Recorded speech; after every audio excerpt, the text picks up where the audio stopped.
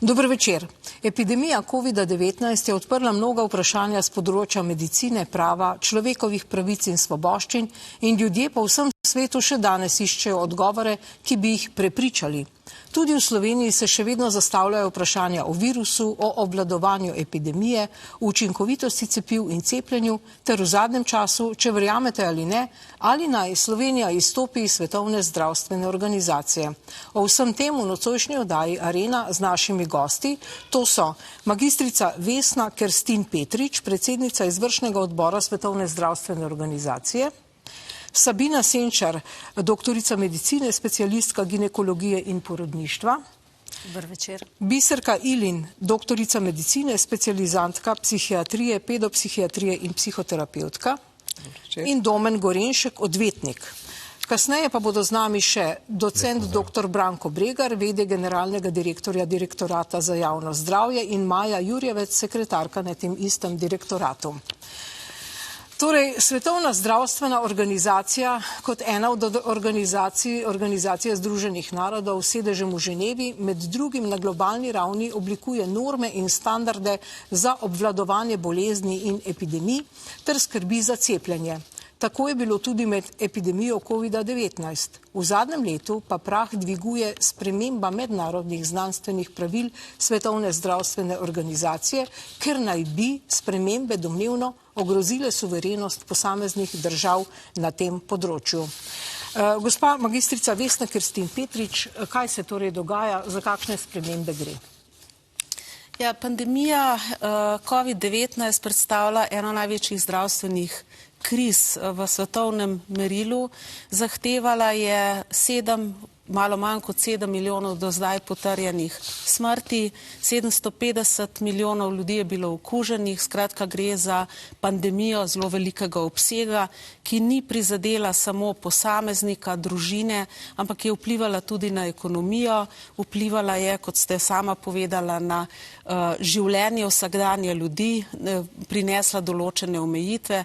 Skratka, dejansko je to bila ena velika kriza, s katero se je človeštvo soočilo in ob tem ugotovilo, vsi smo to ugotavljali, da smo bili na to pandemijo nekoliko nepripravljeni in da bi lahko verjetno, če bi bili bolje pripravljeni, tak obseg pandemije tudi preprečili. Torej, kaj se zdaj spreminja v tej novi pogodbi oziroma v pravilniku? Slišimo mogoče, da pač bodo sankcije sledile, če države ne bodo upoštevale tega, kar bo določila Svetovna zdravstvena organizacija, da bo kar direktor razglasil pandemijo.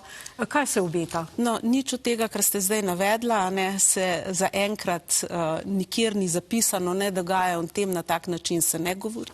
Ampak ta pandemija tega obsega je vendarle navedla vse, ki se ukvarjajo z zdravstvom, pa tudi širše, da je treba neke stvari drugače urediti, zato da bomo lahko v prihodnje preprečili tak obseg pandemije. Kaj recimo? In spreminjata naj spise dva dokumenta. En dokument, o katerem ste že prej nekaj povedala, je zdravstveni pravilnik. To je dokument Svetovne zdravstvene organizacije, ki je bil nazadnje spreminjan leta 2005 in še vedno velja, ureja stvari v zvezi z prenosom bolezni in tega pravilnika nismo spreminjali v zadnjih toliko in toliko let, od 2005, in je bilo veliko pobud držav, da se nekaj spremeni že pred pandemijo. Ogromno enih predlogov je bilo, da se ta pravilnik spremeni. Drugi dokument je pa ta nova pogodba, novi mednarodni ne pravilnik, ampak gre mogoče za konvencijo ali nek instrument, ki bi uredil stvari, za katere se je med epidemijo pokazalo, da niso bile dobro urejene. Da je prišlo do teh spoznanj, je tudi posledica nekega zelo natančnega poročila neodvisne komisije, ki je spremljala od leta 2020 pandemijo in ugotavljala, kje in kaj bi se dalo seveda narediti bolje, kot se je. In na podlagi tega poročila je bila sklicana izredno zasedanje Svetovne zdravstvene organizacije, kjer so ne Svetovna zdravstvena kar bi ne bilo kar neka inštitucija, ampak države članice Svetovne zdravstvene organizacije, med katerimi je tudi Slovenija, so se odločile, da nastavijo en proces, kjer bi na podlagi tega procesa spremenile stvari tako, da bi naslednjo epidemijo, če bi ta kdaj prišla, obvladali bistveno na boljši način. Dobro, zdaj ste veliko povedali o postopku, še vedno ne vemo, kaj se bo spremenilo. Gospod Gorenšek, vaši očitki pa gospa Ilin. Ja, dobrodan vsem. Zdaj, jaz sem danes v bistvu poslušal vašo tiskovno konferenco, če smem tako začeti. Me je malo presenetila. In na tej tiskovni konferenci ste skupaj z ministrom opozarjali, pa državljane v bistvu pomerjali, da se ne bo nič spremenilo z sprejetjem teh pravil. Zdaj, enkrat ste omenjali dokument, drugi ste omenjali mednarodno pogodbo. Zdaj mene zanima, kaj točno se vse sprejema? Kaj namerava WHO sprejeti v tem ali naslednjem letu? Glede na to, da ste, če se ne motim, obenem uradnica, torej predstavnica novo ustanovljene službe za pogajanja s to isto organizacijo, po drugi strani ste pa celo predsednica izvršnega odbora Svetovne zdravstvene organizacije. Gremo na te spremembe. Ja, gospa Ilin, vi ste že razlagali večkrat v javnosti, kaj ste vi dognali, da naj bi se spremenilo. Povejte nam vi, pa bo potem gospa Krstin Petrič odgovorila. Ja, jaz bi zadeve osvetla iz drugega zornega kota. Jaz sem tudi poslušala danes vašo tiskovno konferenco in morda bi za začetek samo povedala, da ste rekli, da niste bili povabljeni na dogodek v Monsu v soboto, kar pa imam dokument o vabilu, ki ste ga dobili. Ampak dobro, to zdaj ni to pomembno. Ste ga dobili 9. februarja. Ne, veste, zakaj je pomembno? Pomembno je zaradi tega, ker že 3 leta skušamo vzpostaviti dialog z vlado. Ja. Že 3 leta skušamo vzpostaviti možnost za konstruktivno kritičen pogovor. Ampak povejte nam konkretno, bodi se v krogu stroke, bodi si s civilno javnostjo. Kaj se bo spremenilo? Ker ne bo zmanjkalo časa, če lahko poveste vsebino. In nam to ne uspe. Ja, v redu, to je spet postopkovno. Pa sem samo hotela povedati, da smo želeli tudi dr. Petričevo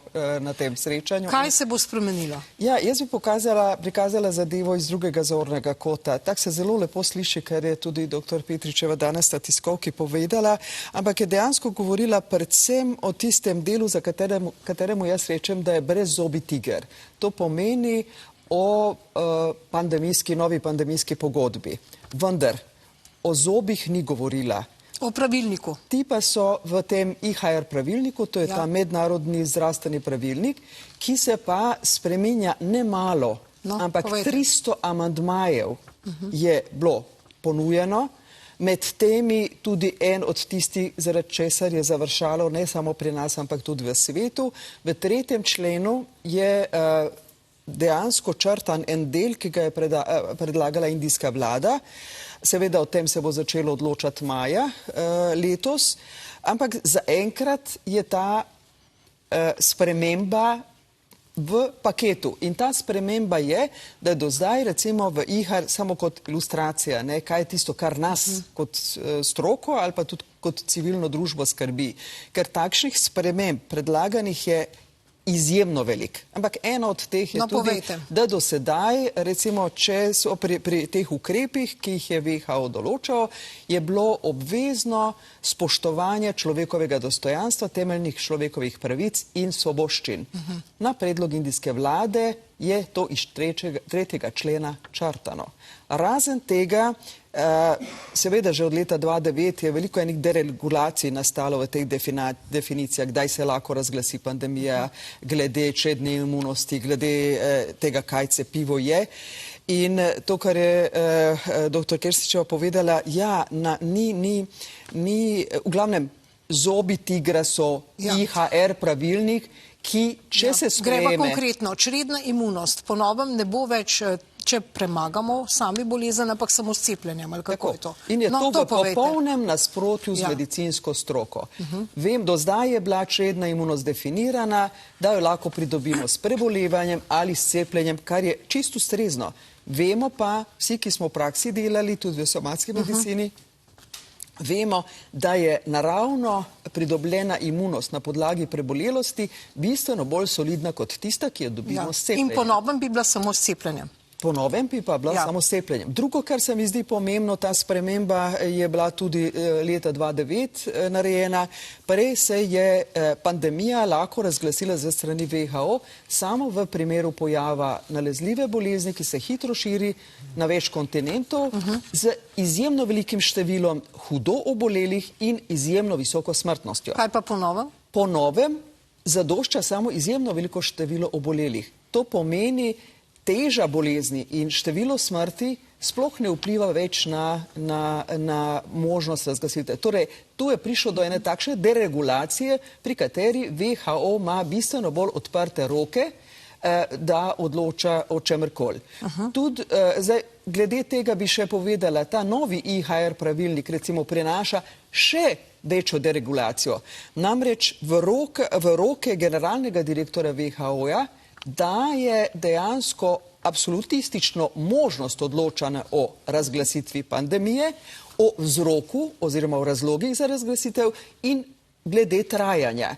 In kar je do zdaj je bilo nujno, da obstaja neki konkreten zdravstveni razlog, torej konkretno zdravstveno tveganje, da bi se sploh lahko karkoli razglasilo.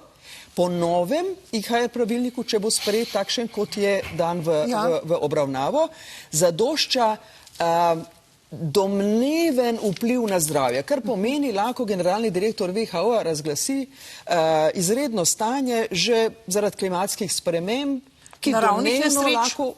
Naravnih nesreč tudi. Naravnih nesreč, vojnega stanja. Karkoli, ki domnevno lahko vpliva na zdravje in dejansko je to nekaj, kar glede na to, da je vso odločanje v njegovih rokah, pravzaprav se v tem primeru on postavlja nad 194 držav in postaja dejansko en nadnacionalni center moči s skoraj neomejenimi pooblastili. In zdaj, če postavimo še to v to perspektivo, ker je dr. Petričeva rekla, da so države bile tiste, ki so predlagale. Če pogledamo iz zornega kota financiranja, dajmo biti na jasnem. Večina držav sveta je do vratu zadolžena.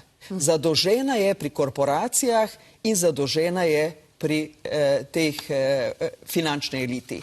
Ista ta finančna elita financira tudi WHO in to v več kot 80% znesku sredstev, ki jih dobi WHO. Zdaj, iz tega zornega kota, če pogledamo, in če pogledamo tudi to, da je največji financier WHO dejansko fundacija Billa in Melinde Gates in njihovega Gavija, pol vemo, da finančni oziroma korporacijski kapital nikoli ne investira v nekaj, iz česar ne more nekaj iztržiti. In trenutno so apetiti te finančne elite, ki poganja celo to spodbudo za spremembo teh pravil, predvsem IHR pravilnika, ki je neprimerljivo bolj nevaren od tega brezzobega tigra, je dejansko prav ta korporacijski kapital. Morda še za trenutek to pokažem, kak je financirana EMA. Mislim, da je zelo pomembno, da gledalci vedo, da 89% finančnih sredstev EMA, ki je odgovorna za to, da registrira zdravila, dobi od farmacevtske industrije. Zdaj mi pa povejte, a kdorkoli lahko reče, da tu ni konflikta interesov? Dobro, če dovolite bi gospa Kerstin Petrič zdaj tole odgovorila. Torej tudi afriške države, pa tudi druge, Namibija, Bocvana, Tanzanija, Iran, Brazilija, Rusija, Malezija, so zavrnile tak pristop in so zato začasno morali umakniti 12 amandmajev. Torej, kako zdaj potekajo ta pogajanja, kaj se je zgodilo 13. januarja, kakšen je zdaj ta izhodiščni osnutek nove pogodbe in kaj bo 15. januarja, oziroma je bilo in kaj bo še naprej? Lejte, zdaj mi boste morala dati čas, da bom razložila in odgovorila na vsa ta vprašanja, ki so mi bila postavljena. Prva stvar je, ki jo je gospa omenila, je mednarodni zdravstveni pravilnik. Mednarodni zdravstveni pravilnik, kot sem povedala, se od leta 2005 ni spreminjal, vendar je v tem vmesnem času prišlo strani držav članic Svetovne zdravstvene organizacije obilo predlogov za spremembe. In te predloge za spremembe so zdaj posumirali v en dokument in v tem dokumentu so predstavljeni vsi te predlogi, ki pa seveda še niso šli niti približno čez en proces usklajevanja med državami, niti približno, to se še vse ima za zgoditi, a ne? In seveda je tam noter kar nekaj takih stvari, ki med temi predlogi ne bodo obstale. Ampak zdaj iz pa več so. razlogov. To so predlogi, ki so se nabrali recimo 2005 in so jih posumirali v en dokument, naredili kot eno poročilo o tem, kaj do sedaj je bilo predlagano, a ne? In to je zdaj tisto, kar je na mizi. Seveda o tem, kaj bo sploh v novem pravilniku in kaj se bo tam spremenilo, pa bodo odločale države in absolutno o tem ne more določati generalni direktor Svetovne zdravstvene organizacije. In to bo en proces, kjer se bo počistilo te amandmaje, pogledalo tudi, kje se države dovolj strinjajo, da te amandmaji lahko sploh obstanejo noter in se bo potem dokument, tako kot vsi dokumenti na Svetovni zdravstveni organizaciji, tudi sprejemal in sprejel večinsko ali s konsenzom na generalni skupščini, ko bo ta proces na tej točki. Zaenkrat to še ni in ta dokument, ki je zdaj veliko ljudobega, noter je res, kot ste vi povedala, vse mogoče, ampak države članice smo tiste, ki bomo ali dopustile, da bo nekaj noter, ali pa ne bomo dopustile. No, kakšno je stališče Slovenije? Kaj bo zagovarjala Slovenija? Slovenija bo absolutno zagovarjala stališče, tako mi je tudi danes potrdil minister, da smo suverena država in da vse, kar bo tam noter pisalo, mora seveda biti potrjeno z naše strani v našem parlamentu in nobena stvar, ki se zapiše v tem pravilniku ali v pogodbi, ne more biti zapisana na tak način, da bi kar a priori veljala za našo državo. Kako bomo obveščeni državljani, kaj piše noter? Ker zdaj nismo bili kaj prida.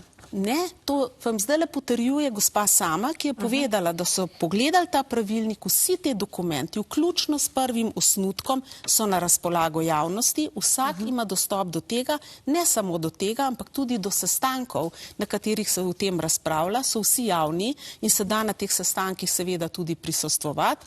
Tako da države so zahtevale, same države so zahtevale, da je ta postopek popolnoma transparenten. Zato, ker so bili te očitki, da se lahko nekaj zgodi, kar ne bomo imeli vpliva z teh razlogov, ki ste jih zelo dobro navedla, ker se vsi bojimo vplivov in pritiskov industrije, vemo, kako te stvari potekajo, ni to edino področje in ravno zaradi tega želimo države to držati v svojih rokah. Ampak izstop iz Svetovne zdravstvene organizacije je opcija? Ni? Zdaj postavljate mi veliko naenkrat vprašanje, jaz bi odgovorila še glede financiranja Svetovne zdravstvene organizacije, ker to, kar je bilo ravno kar povedano, je izjemno pomembno. Dejansko 20% denarja za financiranje sekretarijata Svetovne zdravstvene organizacije in vseh aktivnosti, ki jih ta zagotavlja, izhaja iz prispevkov držav.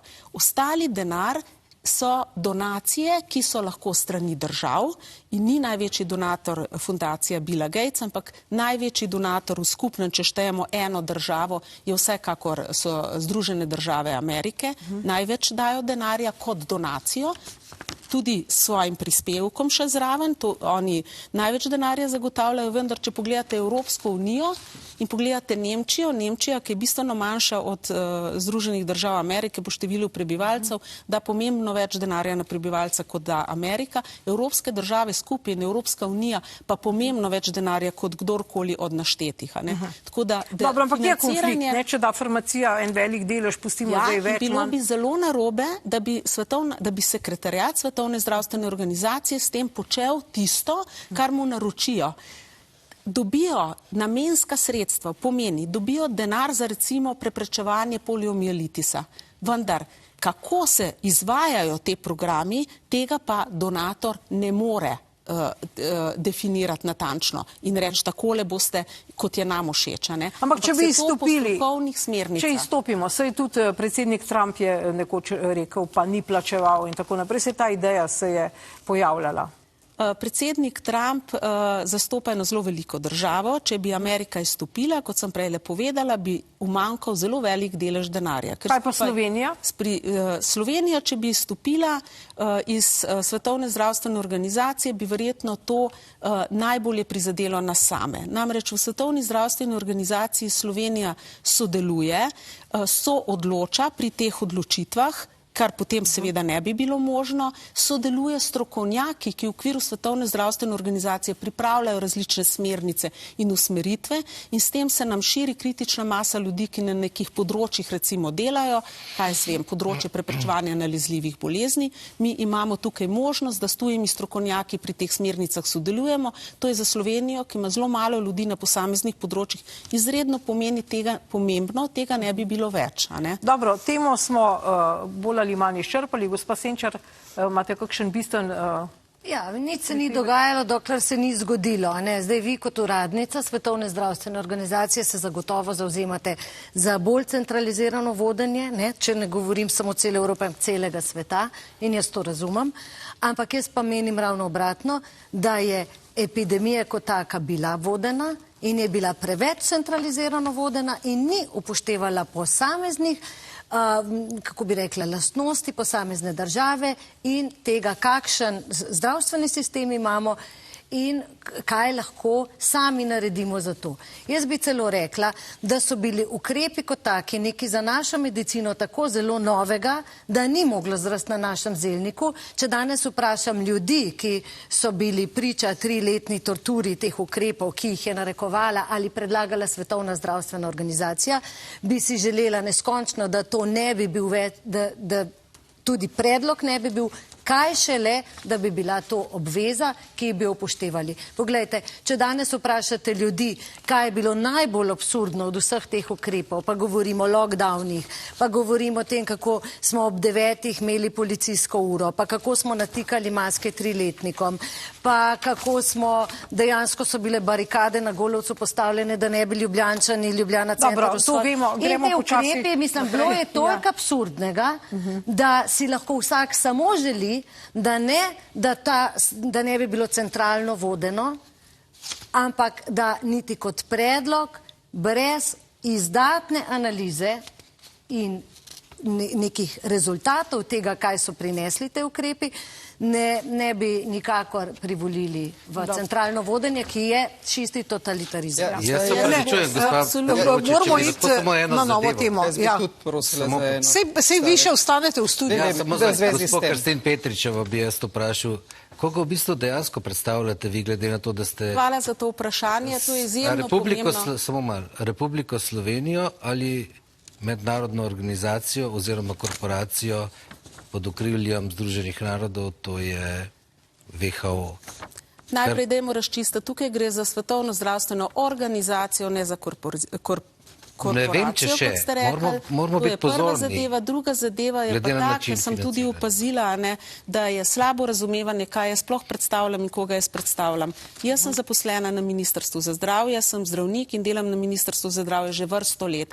Ministrstvo zdravje me je kandidiralo kot člana izvršnega odbora, to ni služba, to je funkcija, jaz nisem zaposlena na Svetovni zdravstveni organizaciji in pri Svetovni zdravstveni organizaciji predstavljam Republiko Slovenijo in nič drugega. Lahko da, ampak za mene je to konflikt interesov, zaradi tega, ker zdaj zastopate obe. Častno funkcijo izvršnega organa Svetovne zdravstvene organizacije in hkrati predstavnika Slovenije. In če ste se pogajali, kateri so bili vaši predlogi v Svetovni zdravstveni organizaciji kot predlog Slovenije? Če hočete vedeti, boste slišali, pogajanja se sploh še niso začela.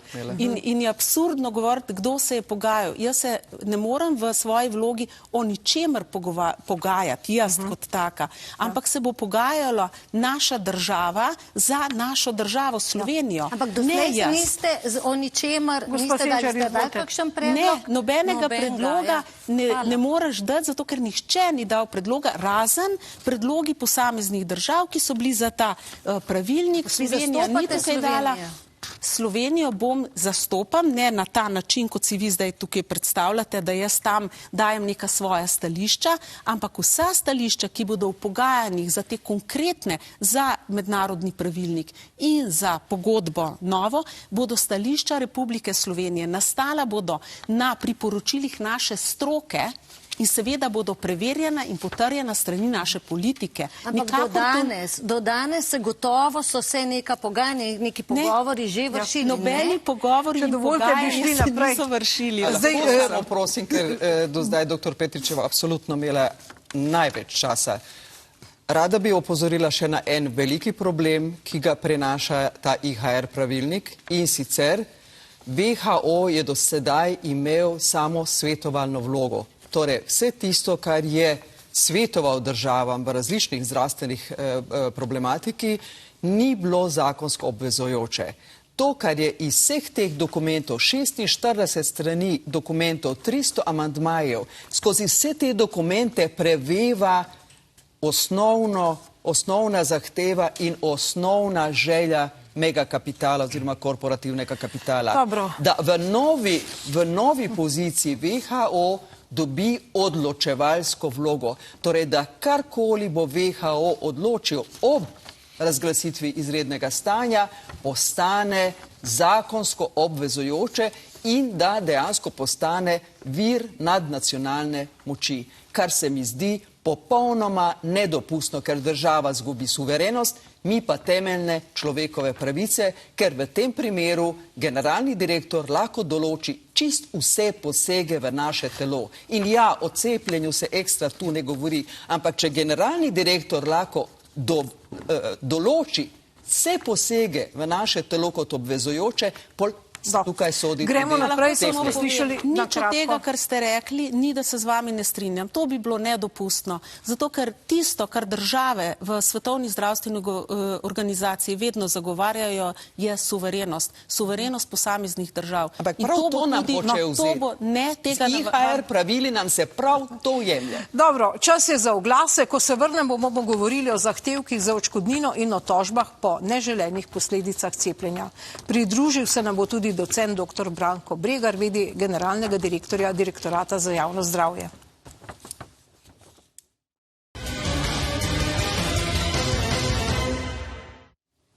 Spet smo nazaj. Cepljenje je pri marsikomu pustilo tudi neželene in tragične posledice.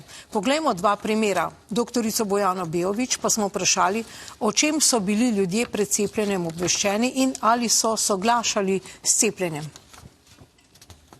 Jaz sem bila cepljena 8.4.2021 s prvim odmerkom cepiva AstraZeneca, 26.5.2021 pa z drugim odmerkom cepiva. Točno 14 dni po odmerku s cepljenjem drugega cepiva je pri meni prišlo do možganske kapi. Srečo sem imela, da je zraven mene bil soprog, odpeljali so me v splošno bolnišnico Celje, potem v Celju so mi dali trombolit. Bilo je neuspešno, niso mogli razbiti strdka. Zdravnica je po soglasju z mojega soproga, da opravijo poseg, da mi mehansko odstranijo strdek, so me odpeljali v Ljubljano. V Ljubljani so ta poseg opravili, bilo je uspešno, ni bilo več nevrološkega izpada, čutila sem roko, čutila sem nogo, vse je bilo v redu. Danes je stanje takšnole. Če me vizualno pogledate, se ne vidi nič. Imam pa grozne bolečine, imam nevrološki izpad po celi komplet levi strani, boli me rama, boli me kolk, težko hodim, težje se zberem, motijo me visoki toni, ne prenesem hrupa, ne prenesem množice, mislim, grozno je. Kakšna je vaša izkušnja oziroma izkušnja, ki jo je imela vaša partnerka po cepljenju z AstraZeneco? To je bilo 16. maja, ob 13. uri je bila naročena v zdravstvenem domu Trbovlje za cepljenje. V nedeljo se je začelo dogajati driska, bruhanje, to je trajalo 3 dni. Po 3 dneh je poklicala svojo osebno zdravnico, jo povedala, kaj se dogaja in ona je pač odgovorila, da se pač to neka viroza pojavila in da bo to minilo. Na kar je v ponedeljek v službi, ko so imeli sestanek, padla v nezavest, so poklicali mene, da prijem po njo in da jo peljem na urgenco v splošno bolnišnico Trbovlje. Tam je bila sprejeta, so ji takoj vzeli kri. Tako je bila ona 10 dni v bolnici, s tem, da pač, ko je prišla domov, bi naj bila slabo krvna, dobila tablete železa in tisto pač bi naj to jemala. In potem so se začele stvari ponavljati. Dobila neke fleke tukaj od spode, na levi lopatice, šla k svojemu zdravniku osebnemu, ta je dal neko cinkovo mazilo, da se to pač maže s to cinkovo mastjo. Po mesecu dni je to zginilo. Naslednja zadeva se je pa začela dogajati, da je začela krvaveti. In ko je šla k zdravniku, ginekologu, je on ugotovil, da je vse ok in da ima pač vnetje mehurja. Dobila 3 škate tistih antibiotikov, bilo pa je 8. oktobra 2021, ko je bila v bolnici v hematološki ambulanti naročena, prišla tja, tam se je dali neko tekočino, to je zdaj ne vem, s tem, da pač ona pol pride v ponedeljek spet nazaj. No, v soboto je bilo še normalno za preživeti, v nedeljo zjutraj sem pa jaz kužka peljal ven na sprehod. Ko smo se vrnili, je bila ura okrog 8 zjutraj, se je ona vstala, padla meni v naročje z epileptičnimi napadi, ki je imela peno na ustih. Takrat sem jaz poklical 112, so hitro prišli, so jo odpeljali v bolnico. V Trbovlje, jaz sem pač prišel pol od zadaj, tam je bila že intubirana, so mi povedali, da se pač zdaj umetno komu dali, da se ti epileptični napadi pomirijo in da pač bo na oddelku ostala. Na kar so oni mene v 9:30 ponedeljek poklicali, da je umrla. In ko je prišel obdukcijski zapisnik, so me povabili v bolnico na razgovor. In pol je ta zdravnik pač se obrnil k meni pa je rekel, da je to 50-50. 50 je cepivo, 50 pa je gospa že imela prej eno bolezen, ampak on to ne ve, katero bolezen. In vi tožite zdaj? Ja, Koga? ja, zdravstveni dom Trbovlje. Obvestilo je pripravil NIJZ, tako splošno, o vseh teh možnih neželenih učinkih. Pri cepljenju na splošno v Sloveniji soglasja ne podajamo. To je drugače, torej ta poseg je razumljen kot bistveno manj nevaren kot recimo posegi, kot so operacije, tudi manjše operacije, pri katerih je potrebno soglasje. Torej, lepo pozdravljam docenta dr. Branka Bregarja, v.d. generalnega direktorja Direktorata za javno zdravje. Gospod Bregar, vi ste na ministrstvu zdaj dobili že od 1.1.2022 105 vlog za zahtevkom za plačilo odškodnine. Tu v tem primeru gre pa za tožbe. Zanima me zdaj, kako je v primeru smrti, ne? Ker pri odškodnini se boste obrnili na Komisijo Zavoda za pokojninsko in invalidsko zavarovanje, kaj pa v primeru smrti? Je prav tako v primeru smrti, ne glede ali gre za svojce, ki vložijo vlogo za priznanje odškodnine zaradi cepljenja ali zdravljenja z zdravilom za COVID, v vsakem primeru Komisija za ugotavljanje vzročne zveze ugotavlja, ali gre za resno posledico in če je ta vzročno povezana z samim cepivom. Ne glede na to, potem če Komisija ugotovi, da gre za vzročno posledico in da je to resna posledica in da tudi v tem primeru potem, da je gotovo tudi posledica cepljenja, potem gre to na komisijo, na invalidsko komisijo, ki odloča o tem, če ni umrl posameznik, če gre za trajno posledico in da gre za motno v neki življenjski funkciji. In najvišja odškodnina je? Najvišja odškodnina je 60 000 evrov. Kaj pa primer smrti? V primeri smrti so tudi svojci upravičeni do te iste odškodnine. To se pravi, ena odškodnina je, pa si jo razdelijo. V primeru smrti gre sicer za po zakonu o nalezljivih boleznih, v tem primeru se zakoncu ali partnerju prizna 10 000 evrov škode, otrokom, ki še niso polnoletni, pa 20 000. Ja. Domen Gorenšek, odvetnik, to sta vaša dva klienta, ta dva primera. Kako boste vi dokazovali vzročno zvezo? med drugim, takih zgodb je sicer na stotine. Zdaj, najprej, če se vrnem na izjavo gospe Beovićeve, pri cepljenju soglasja ne podajamo. Najprej prvo kot prvo, dajmo biti na jasnem. Cepiva v tretji klinični fazi pač niso cepiva, ki so prišla na trg po rednem postopku in niso bila odobrena po rednem postopku. Tudi epidemija na območju Slovenije ni več razglašena in ni bila razglašena, cepi se pa še naprej cepi s temi pripravki. Bivalentna cepiva so prišla na trg na podlagi poskusov na 8 miših. Tako da to se morate zavedati. Tako da taka izjava, da pri cepljenju soglasja ne podajamo in da po zakonu o nalezljivih boleznih za odškodnino 60 000 evrov pripada za smrt nekoga, koliko je vredno človeško življenje, se vi zavedate, s čim se igrate. To ni podlaga tukaj, ker dejansko podlaga je nekje druge. Jaz mislim, da vsak si jo lahko pogleda, ker nimamo toliko časa, tudi objavljene podlage so na moji strani, na marsikateri strani že. Tako da moramo se zavedati nekaj, da ta cepiva, vsi ljudje, ki so prejeli ta cepiva, se upravičujem, so bili predmet kliničnih preskušanj. Bodi si pri bivalentnih prve klinične faze, ker so bile narejene neke predklinične preizkusi na parih miših brez dokazov, pa z prikrivanjem podatkov, Pfizerjevih dokumentov, naprimer, ki zdaj prihajajo na dan, ki jih je, naprimer, šele po odredbi sodišča v ZDA bilo primorano podjetje Pfizer razkriti, sicer bi bili ti dokumenti prikriti naslednjih 75 let, kot nas več ne bi bilo. Tako da v bistvu se moramo zdaj na tem mestu vprašati, koliko je vredno to človeško življenje za nekoga, ki je izgubil svojca, to ni 60 000 evrov. In noben ne bo omejeval 60 000 evrov z nekimi klinični preizkusi, ker človekovo življenje je vredno, nima denarne vrednosti. Neizmerno. Še nekaj bi mogel tukaj nujno dodati.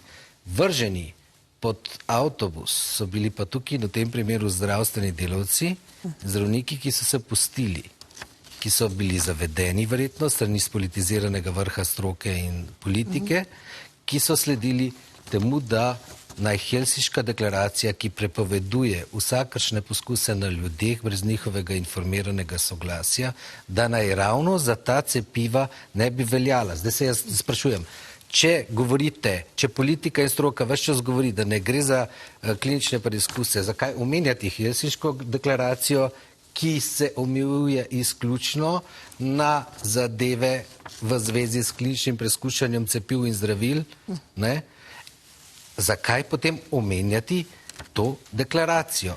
Gospod Brigar, imate odgovor? In zakaj ravno za ta cepiva ta deklaracija naj ne bi veljala? A razumete, gre za disens, gre za kognitivni disens totalno. Jaz o samih cepivih ne bi komentiral zaradi tega, ker to bi morali zdravniki, epidemiologi, infektologi. Bi pa povedal, da se povsem strinjam z vami, da 60 000 evrov ni velika vsota, ker je naše življenje neizmerno vredno. In kar jaz komentiram to, kar trenutno zakon o nalezljivih boleznih, kjer je ta vsota opredeljena, to lahko povem, kolikor je. Sicer se pa povsem strinjam lahko z vami, da je naše življenje neizmerno in se ne more meriti v nikakršnih. No, povejmo, da smo vabili tudi zdravnike, pa žal niti NIJZ, niti Agencija za zdravila in medicinske pripomočke nam niso dali sogovornika. Gospa Beović je bila prek Zoom aplikacije. Torej, gospod, jaz se vam zahvaljujem, da ste zbrali pogum in prišli. Resnično ta vprašanja niso za vas. Bomo pa mi naprej komentirali cepiva. Spet je čas za oglas. Ko se vrnemo, bomo govorili o cepivih. Z nami pa bo tudi Maja Jurjevec, sekretarka na Direktoratu za javno zdravje.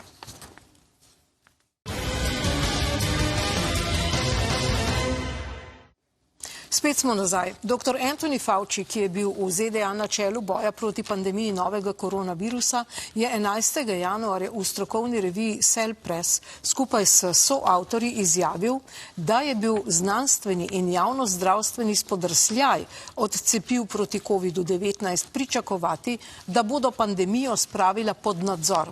Doktorico Bojano Beović pa smo vprašali, kako komentira dejstvo, da so cepljenju nasprotovali in se zato niso cepili tudi zdravstveni delavci. Praviloma gre za zdravnike, ki pač tega področja po strokovni plati ne poznajo.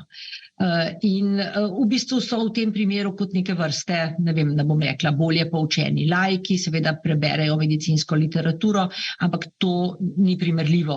Vendarle se je danes medicina zelo specializirala, jaz nikoli ne komentiram recimo tega, kaj delajo psihiatri ali pa kakšni drugi specialisti, ker vem, na čem vse mora temeljiti njihovo delo.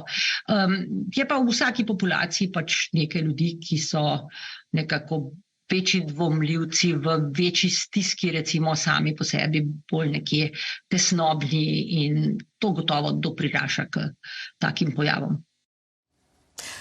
Gospa Senčar, vi ste pripravili en graf oziroma predlagali, da ga objavimo. To je prijavljanje smrti zaradi COVID-19 v celjski regiji in cepilni status.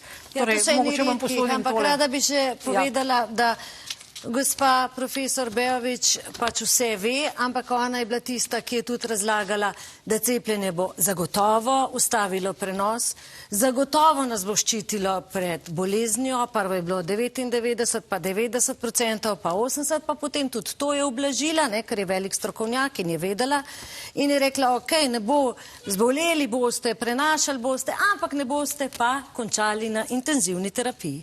In potem smo se vseeno sprašvali, kako je zdaj to, a bomo res na intenzivni ali nas res zaščiti pred smrtjo. In edini, ki imamo zares podatke o tem, da si lahko nekaj mislimo, je v brošuri NIJZ zbornika. Imamo vendarle nekaj primerov preštetih, to so primeri iz celjske bolnice, obdobje 3 mesecev. Ko smo na COVID oddelku, so bili prešteti primeri, koliko od teh, ki so umrli s COVID-om, je bilo cepljenih 2-krat, 3-krat, 1-krat in necepljenih. Tukaj se mi zdi najbolj problematično to, da za 54% oseb na COVID oddelku, na vrhuncu cepljenja in na vrhuncu epidemije, nimamo nikakršnega podatka o cepljenju. To se mi zdi, vsaj za zdravstvo, neke vrste šlamastika, zato ker dejansko si moral pokazati svoj cepilni status v vsaki veleblagovnici, kjer si vstopil v tistem času, v nami so te ustavili, si mogel povedati, da si cepljen ali nisi cepljen. To se pravi, tu vidimo 54% sploh ni podatka. O 54% umrlih na COVID oddelku v času najbolj interesantnega podatka, ali so cepljeni ali ne, mi ne vemo. Ampak poglejmo naprej. 26% je bilo polno cepljenih, to pomeni 2-krat cepljenih, to so umrli zaradi COVID-a. Potem je bilo en manjši delež 5% 3-krat cepljenih, nekaj malega 2% 1-krat, 13% pa je bilo necepljenih. Zdaj, samo ena taka preprosta logika, brez kakršnekoli razlage bi bila taka, da če cepivo zelo dobro deluje, bi moralo biti med umrlimi seveda največ necepljenih. To je meni logično. Če bi bilo izjemno slabo, ali pa če bi bilo enako, naprimer, da je vseeno, si cepljen, nisi cepljen, če bi bilo to povsem vseeno, da ti nobene škode ne naredi, potem bi mogli pa v teh podatkih bilo enako, se pravi ne 33 cepljenih proti 13 necepljenih umrlih, ampak enako rečemo 20 proti 20, ali kaj tacga, ne vem, ena taka uravnilovka. Iz tega lahko pa sklepamo samo to, da so cepljeni umirali v celjski bolnišnici v tem obdobju bolj kot necepljeni. In vendarle, kaj potem smo naredili? To se jaz vprašam. To so uradni podatki od NIJZ iz zbornika iz oktobra leta 2022. Ja, Gorenšek pa Ilin. Izvolite. Glejte, jaz bi se tukaj v bistvu strinjal z dr. Senčarjevo, seveda. Bi pa pozoril še na eno študijo, ne vem, če zdaj imamo novo gostjo, ki še niti ni prišla do besede. Če jih bomo dali, ne? Ja, če bomo dali. Ampak bi kar dal eno študijo, v bistvu, in to je študija, ki je bila nedolgo nazaj, v bistvu en teden nazaj, preprint študija iz Cleveland Clinic, ki niso pričakovali v bistvu bila je pa objavljena na Medriv in vam tudi v bistvu preko sodnega tolmača overjen prevod. Skratka, ta študija je na koncu na njihovo razočaranje, glede na to, da gre za zdravstvene delavce, za zaposlene, skoraj 6,000 jih je bilo sodelujočih, je pokazala, da skromen zaščitni učinek dvovalentnega cepiva proti COVID-19 med delovno aktivnimi odrasli. Učinek večkratnih odmerkov cepiva proti COVID-19 na prihodne tveganje za COVID-19 je treba dodatno preučiti. To je zaključek te študije, glede na to, da je ta študija, kot boste videli, pa vam bom zdaj dal, kot boste videli, iz te študije izhaja, večkrat, ko je človek cepljen, več možnosti ima, da zboli. Več možnosti ima, da zboli za to isto boleznijo, proti kateri je cepljen. Zato jaz bi, preden me prekinete, samo še dodal. Jaz sem prej kot, če hočete nazive, prej kot antivakser, vaksinofil. In jaz si dejansko želim nazaj cepiv, tradicionalnih cepiv, ki jih potrebujemo, cepiv z oslabljenim virusom, umrtvičenim virusom, staro definicijo cepiv. In ker mislim, da smo mi v zadnjih 2 letih naredili med narodom res tak razdor, da se cepljeni in necepljeni, beli in rdeči. A veste, zdaj ta razdor tako neznosen, ki pa ni samo na psihološki ravni.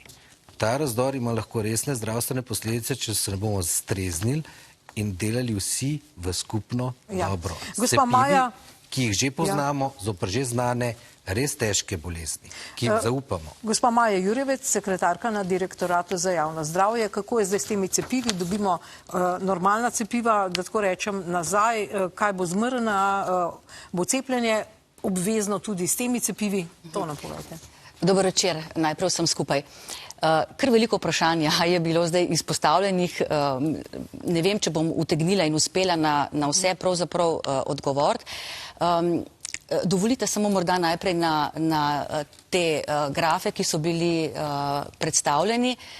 Jaz jih sicer konkretno težko komentiram, res jih niti ne poznam. Bi pa v tem rekla samo to, da karkoli v zvezi s tem verjamem, da je res. Ne govorim, da je tako to zbornik. To je naš Nacionalni inštitut za javno zdravje, oktober 2022. Ja, jaz upam, recimo, da so bili vsi ti eventualni, domnevni, neželeni učinki strani zdravnikov, strani stroke prijavljeni. Upate, ne, ampak vi veste, da se prijavlja 1%, pa tudi veste zakaj.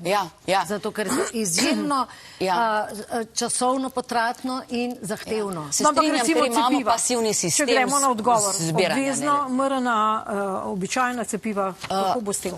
V zvezi z obveznostjo cepljenja skoraj zagotovo zdaj lahko rečem, da obveznega cepljenja ne bo. Cepljenje proti COVID-19, da bi bilo obvezno v zdajšnji situaciji, jaz sem prepričana, da tega ne bo. Sicer predlog za program cepljenja pripravlja NIJZ.